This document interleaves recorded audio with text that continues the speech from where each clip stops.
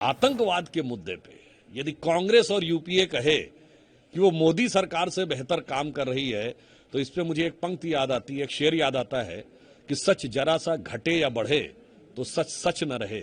मगर झूठ की तो कोई इंतहा नहीं और लाख चेहरे बदल के आ जाते हैं ये, पर आईना कमबख्त झूठ बोलता ही नहीं। 2008 का 26/11 का हमला होने के बाद भारत के तत्कालीन वायुसेना अध्यक्ष फाली होमी मेजर साहब ने कई वर्षों के बाद ये कहा कि एयरफोर्स सर्जिकल स्ट्राइक के लिए तैयार थी, मगर कांग्रेस सरकार ने उसकी अनुमति नहीं दी। पूर्व अमेरिकी राष्ट्रपति बराक ओबामा ने अपनी किताब द प्रॉमिस लैंड में ये लिखा है 2010 में भारत यात्रा में मनमोहन सिंह जी के बाद के आधार पर कि भारत की सेना एक बड़ी कार्रवाई के लिए तैयार थी, परंतु उस समय कांग्रेस की सरकार को यह लगा कि इससे भारतीय जनता पार्टी को लाभ न मिल जाए, इसलिए उन्होंने ऐसा नहीं किया। देखिए, तहव्वुर राणा का भारत आना मोदी सरकार की अभूतपूर्व सफलताओं में से एक है, जिसमें 3 पक्षों के ऊपर प्रधानमंत्री श्री नरेंद्र मोदी जी के नेतृत्व में काम हुआ। एक, मजबूत रूप से कानूनी पक्ष और अकाट्य साक्ष्य रखना। दूसरा, कुशल कूटनीतिक दक्षता यानी डिप्लोमेटिक डेक्सटेरिटी। और तीसरा, दृढ़ इच्छा शक्ति। और जहां तक कांग्रेस पार्टी ये आरोप लगाए कि किस सरकार ने क्या किया, तो उनके जमाने की तो मैं याद दिलाना चाहता हूं कि 2008 का 26/11 का हमला होने के बाद भारत के तत्कालीन वायुसेना अध्यक्ष फाली होमी मेजर साहब ने कई वर्षों के बाद ये कहा कि एयरफोर्स सर्जिकल स्ट्राइक के लिए तैयार थी, मगर कांग्रेस सरकार ने उसकी अनुमति नहीं दी। पूर्व अमेरिकी राष्ट्रपति बराक ओबामा ने अपनी किताब द प्रॉमिस लैंड में ये लिखा है 2010 में भारत यात्रा में मनमोहन सिंह जी के बाद के आधार पर कि भारत की सेना एक बड़ी कार्रवाई के लिए तैयार थी, परंतु उस समय कांग्रेस की सरकार को यह लगा कि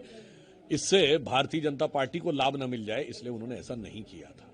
और मैं दिग्विजय सिंह जी वरिष्ठ नेता, उन्हें याद दिलाना चाहता हूं, अरे आपकी सरकार ने नवंबर 2008 में 26/11 हमले के केवल 9 महीने बाद जुलाई 2009 में पाकिस्तान के साथ शर्म शेख में ज्वाइंट डिक्लेरेशन साइन किया था। यानी और आपने कहा था शांति वार्ता आतंकवाद से प्रभावित नहीं होगी, यानी लोग मारते रहेंगे और हम वहां शांति के गीत गाते रहेंगे। और इतना ही नहीं, दुखद बात यह थी कि उस ज्वाइंट डिक्लेरेशन में बलूचिस्तान उसका हिस्सा था, यानी परोक्ष रूप से भारत सरकार बलूचिस्तान में अपना इन्वॉल्वमेंट मान रही थी। इतना शर्मसार करने वाला जिन लोगों ने एग्रीमेंट किया, वो आकर अगर ये आज बात कहते हैं, तो मुझे लगता है कि ये बहुत दुखद और विडंबनापूर्ण लगता है। हाँ, जहां तक वो ये कह रहे हैं कि उनकी सरकार ने डोजियर में तहव्वुर राणा का नाम भेजा था, तो मैं कांग्रेस पार्टी को और उनके वरिष्ठ नेता श्री दिग्विजय सिंह जी को बता देना चाहता हूं, जनाब आप क्या बात कर रहे हैं। आज तो पाकिस्तान यूएन को भेजे गए भारत के खिलाफ डोजियर में आपके नेता राहुल गांधी जी का नाम कोट करता है। मुझे लगता है इससे ज्यादा शर्मसार करने वाली बात कांग्रेस पार्टी के लिए नहीं हो सकती है। इसलिए जो कांग्रेस पार्टी कह रही है वो यथार्थ के धरातल पर कितना असत्य है